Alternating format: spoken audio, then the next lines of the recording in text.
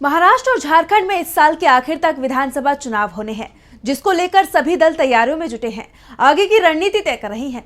ऐसे में झारखंड और महाराष्ट्र विधानसभा चुनावों को लेकर बड़ी अपडेट सामने आई है। चुनाव आयोग आज प्रेस कॉन्फ्रेंस कर दोनों राज्यों में चुनाव की तारीखों का ऐलान करेगा। देखिए रिपोर्ट। हरियाणा और जम्मू कश्मीर के चुनाव के नतीजे सामने आ चुके हैं। अब सबकी नजर महाराष्ट्र और झारखंड के विधानसभा चुनाव पर टिकी हुई है। चुनाव आयोग ने भी दोनों राज्यों में चुनाव संपन्न कराने की तैयारी कर ली है। इसी कड़ी में आज चुनाव आयोग दोपहर 3:30 बजे प्रेस कॉन्फ्रेंस करेगा।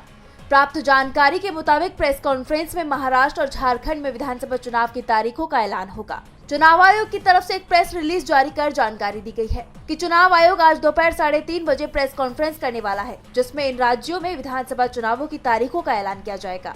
प्रेस रिलीज में बताया गया है कि चुनाव आयोग की तरफ से तैयारियां पूरी कर ली गई हैं।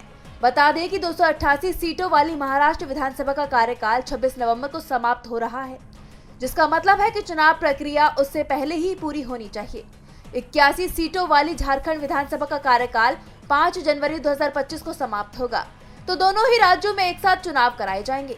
प्रेस कॉन्फ्रेंस के दौरान चुनाव आयोग चुनाव प्रक्रिया के विभिन्न पहलुओं पर भी चर्चा करेगा, जिसमें मतदान की प्रक्रिया, चुनावी सुरक्षा और अन्य जानकारियां शामिल होंगी।